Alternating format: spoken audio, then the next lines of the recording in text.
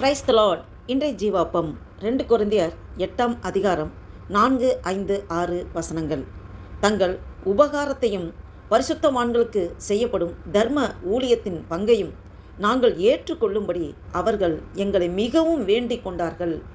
மேலும் நாங்கள் நினைத்தபடி மாத்திரம் கொடாமல் தேவனுடைய சித்தத்தினாலே முன்பு தங்களை தாமே கர்த்தருக்கும் பின்பு எங்களுக்கும் ஒப்பு கொடுத்தார்கள். ஆதலால் தீத்து இந்த தர்ம காரியத்தை உங்களிடத்தில் தொடங்கினபடியே அதை முடிக்கவும் வேண்டுமென்று அவனை கேட்டுக்கொண்டோம். ஆமேன். அல்லேலூயா. இதை கேட்டுக்கொண்டிருக்கிற நண்பு தேவ பிள்ளைகளே, இந்த வசனத்தின் மூலம் ஆவியானவர் உங்களோடும் என்னோடும் என்ன வெளிப்படுத்த சித்தமாக இருக்கிறார்? சற்று நேரம் தியானிப்போம். பாருங்கள், இந்த வசனங்களில் மக்கதோனியா சபைகளின் அந்த அவங்களோட விசுவாசம், அவங்களோட தாராளம் மற்றும் அவர்களோட அர்ப்பணிப்பு ஆகியவற்றை பவுல் அழகாக கூறுவதை பார்க்க முடிகிறது. இன்னும் 2 கொரிந்தியர் 8ஆம் அதிகாரம் 4ஆம் வசனத்தில் பார்த்தோம் என்றால், கொடுப்பது ஒரு பாக்கியம் என்று சொல்லப்பட்டிருக்கிறது. பாருங்கள், பரிசுத்தவான்களுக்கு உதவி செய்யும் இந்த ஊழியத்தில் பங்கு கொள்ளும்படி மிகுந்த விண்ணப்பத்தோடு எங்களை கேட்டுக்கொண்டார்கள். அவங்க ரொம்ப வருந்தி கேட்டுக்கொள்கிறாங்க. மக்கதோனியர்கள் வறுமையில் இருந்த போதும் எருசலேமில் இருந்த ஏழை விசுவாசிகளுக்கு உதவ வேண்டும் என்று தாங்களே விரும்பினர். யாரும் அவர்களை கட்டாயப்படுத்தவில்லை.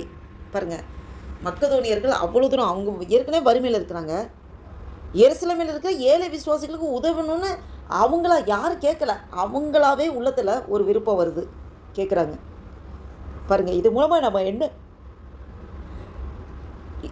நம்ம என்ன லேர்ன் பண்ணிக்கிறோன்னா, உண்மையான அன்பு எவ்வளோ கொடுக்க முடியும் என்று கேட்காது, எப்படி உதவலாம் என்று கேட்கும். ஆமேன்.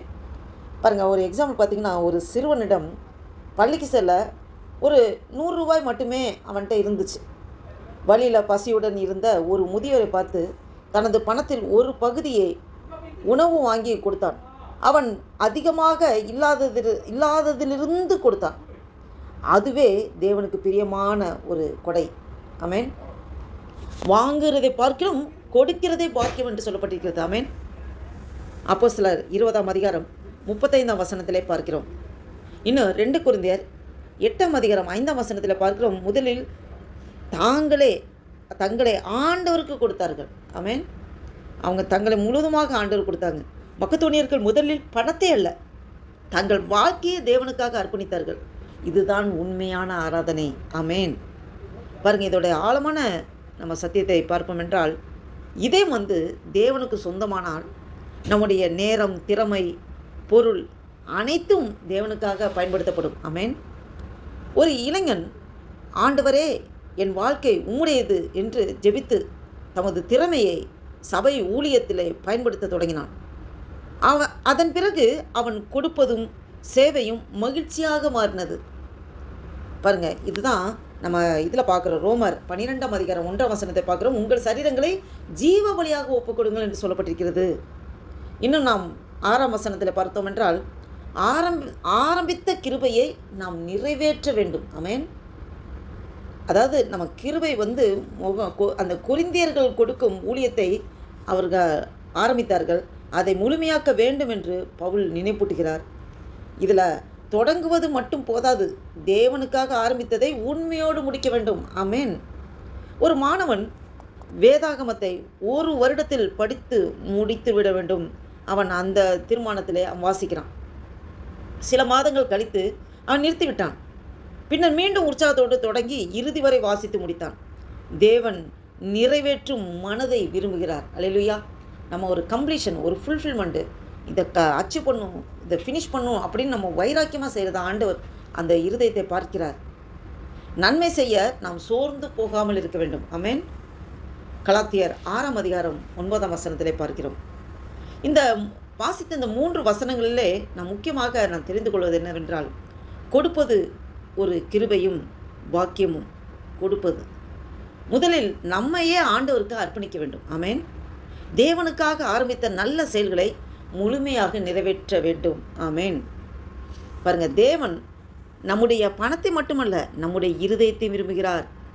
இதயம் தேவனுக்கு சொந்தமானால் கொடுப்பதும் அந்த சேவை, அந்த நமக்கு ஒரு ஊழியம், ஆண்டவர் ஊழியம் செய்வதும், அன்பு எல்லாமே இயல்பாக அது ஆட்டோமேட்டிக்கலி நம்மக்கிட்ட இருந்து வெளிப்படும். இந்த மக்கதோனியா சபையை போல நாமும் மகிழ்ச்சியுடன் நம்மை ஆண்டவருக்கு கொடுத்து அவர் கொடுத்த கிருபையை உண்மையோடு நாம் நிறைவேற்றுவோமா? இதை கேட்டுக்கொண்டிருக்கிற என் அன்பு தேவ பிள்ளைகளை, உங்களோடும் என்னோடும் ஆண்டவர் பேசிக்கொண்டிருக்கிறார். நாம் முழுமையாக ஆண்டவருக்கு அர்ப்பணிப்போமா? நம்மக்கிட்ட ஆண்டவர் நமக்கு கொடுத்த எல்லா ஆசீர்வாதத்திலே ஆண்டவருக்காக நாம் கொடுக்க போகிறோம். இந்த ஏழைகளுக்கு இருக்கிறோம், கர்த்தருக்கு கடன் கொடுக்குறான்னு சொல்லப்பட்டிருக்கிறது. கொடுங்கள் அப்போது உங்களுக்கு கொடுக்கப்படும் என்று சொல்லிக்கிறது. நாம் நிறைவாக, நாம் சந்தோஷமாக, இருதயத்தின் ஆழத்திலிருந்து முக மலர்ச்சியோடு சந்தோஷமாக நாம் கொடுக்க வேண்டும். கொடுத்து பாருங்கள், அதோட பிரதிபலன் நீங்கள் பார்ப்பீங்க. ஆமென். கொடுக்கும்போது கண்டிப்பாக ஆண்டவர் நம்மளை ஆசீர்வதிப்பார். இவ்வளோ போதே, நம்மளோட இவ்வளோ போதேன்னு நினைக்காம நம்ம சந்தோஷமாக கொடுக்கும்போது இன்னொரு சைடு இங்கே கொடுக்க இன்னொரு சைடு வந்துட்டுருக்கும். எங்கிறது வருதுன்னு சொல்ல முடியாது, அது வரும். தேவ வார்த்தை சத்தியமுள்ள வார்த்தை. அனுபவபூர்வமாக எனக்கே அநேக காரியங்கள் நடந்திருக்கிறது. சந்தோஷமாக இருதயத்தின் ஆழத்திலிருந்து நாம் கொடுத்து, நாம் அந்த ஒரு சந்தோஷத்தோடு கொடுக்கும்போது அதை பிரதிபலனை பார்க்க முடிகிறது.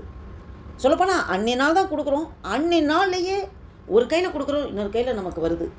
அது எங்கேருந்து வருதுன்னே தெரியாது. நினச்சி பார்த்தா ஆச்சரியமாக இருக்கும். ஆண்டவரே உமக்கு நன்றி, நன்றி தகப்பனே, நீர் எங்களுக்கு கொடுத்த ஆசீர்வாதத்தில் மற்றவர்களுக்கு கொடுக்குறோம், நீங்கள் திரும்பி எங்களுக்கு தரீங்க.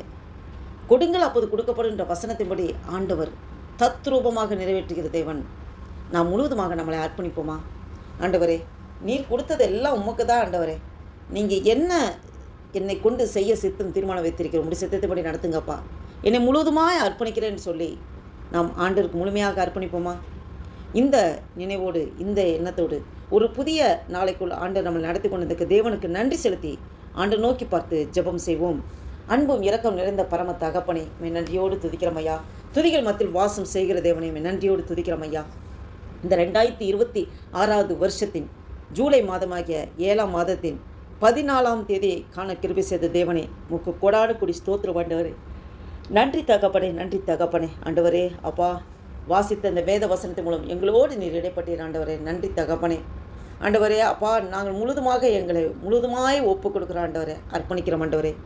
கொடுப்பது உங்களுடைய சுத்த கிருபை ஆண்டவரே. அப்பா, அந்த கொடுக்குற எண்ணத்தை எங்களுக்கு தருகிறதுக்காக ஸ்தோத்திரம் ஆண்டவரே. அப்பா, நாங்கள் உமக்கென்று ஆண்டவரை ஆண்டவர் பொருத்தரம் பண்ணி தொடங்கின காரியங்களை நல்லபடியாக முடிக்க ஆண்டவர் உம்முடைய ஊழியத்தை உற்சாகமாக செய்யணும்னு ஆரம்பித்த அந்த ஊழியத்தை நாங்கள் முழு நிறைவோடு செய்து முடிக்க ஆண்டவரே எங்களுக்கு பலனை சத்துவத்தை நீர் தருகிறதுக்காக ஸ்தோத்திரம். இந்த வீடியோவை கேட்டுக்கொண்டிருக்க பார்த்து கொண்டிருக்க ஒவ்வொருவரையும் ஏசப்பா நீர் அப்பரிவிதமாக ஆசீர்வதிக்க கிருபைக்காய் ஸ்தோத்திரம்.